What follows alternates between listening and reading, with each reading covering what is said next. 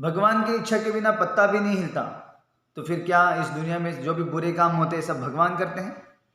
चोरी, डकैती, लूटमार, बम ब्लास्ट, आतंकवाद, क्या ये सब भगवान करते हैं?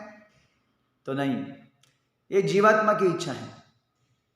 जैसे हमारे वैदिक शास्त्रों में भी बहुत अच्छे उदाहरण बताए हैं, जिससे ये समझ में आता है कि भगवान की इच्छा के बिना पत्ता नहीं हिलता, इसका मतलब क्या है।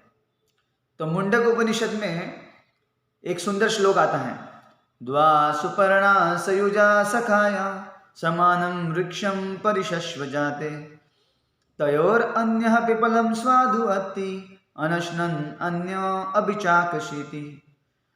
तो उसमें उदाहरण दिया है कि एक पेड़ है जिसके ऊपर दो पंछी बैठे हैं। एक पंछी जो है उस पेड़ के फलों को खा रहा है और दूसरा जो पंछी है वो केवल देख रहा है। तो इस प्रकार जो खाने वाला पंछी है वो जीवात्मा है और जो देखने वाला पंछी है वो परमात्मा है। तो परमात्मा जो है हमारे सभी कर्मों के साक्षी होते हैं, लेकिन भगवान जो है, परमात्मा जो है, वो किसी भी भौतिक कर्म में लिप्त नहीं होते।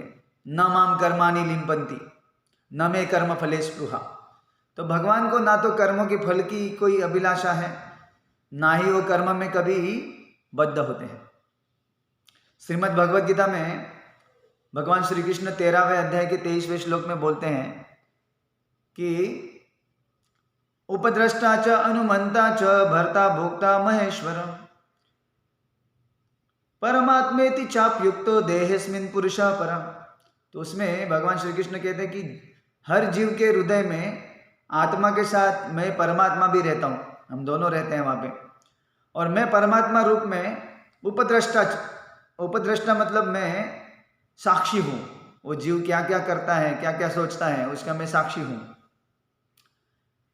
और अनुमंता च, जीवात्मा जो भी इच्छा करता है, इच्छा प्रकट करता है, उस इच्छा को पूर्ण करने की अनुमति मैं देता हूँ। जब तक भगवान अनुमति नहीं देते हैं तब तक कोई भी इच्छा जो है जीवात्मा की पूर्ण नहीं हो सकती। इस प्रकार अनुमति देने वाले भगवान हैं, लेकिन जो शुरुआत में इच्छा करता है वो जीवात्मा होता है। इस प्रकार संसार में जो भी कार्य होते हैं वो सब जीवात्मा की इच्छा के वजह से होते हैं और भगवान उनको अनुमति देते हैं। इसी चीज़ को अगर और अच्छे तरीके से समझना है तो हम समझ सकते हैं, जैसे एक चोर है, उसको चोरी करना है और वो चोरी करने के लिए घर में जाने वाला है। तो चोरी करने के लिए उसको जो भी सामग्री की जरूरत है, उसको लॉक तोड़ने के लिए या फिर जो सिक्योरिटी सिस्टम है उसको तोड़ने के लिए कुछ औजार चाहिए, चाकू, गन या फिर ग्लव्स चाहिए।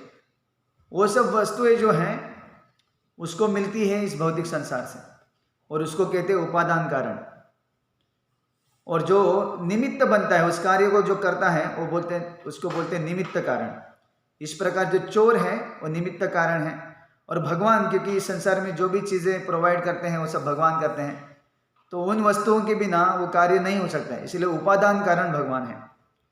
इसीलिए ये समझना चाहिए कि भगवान की इच्छा के बिना पत्ता नहीं हिलता, ये बोलना सही नहीं है, बल्कि हमको ऐसे बोलना चाहिए, भगवान की अनुमति के बिना पत्ता नहीं हिलता। हरे कृष्णा।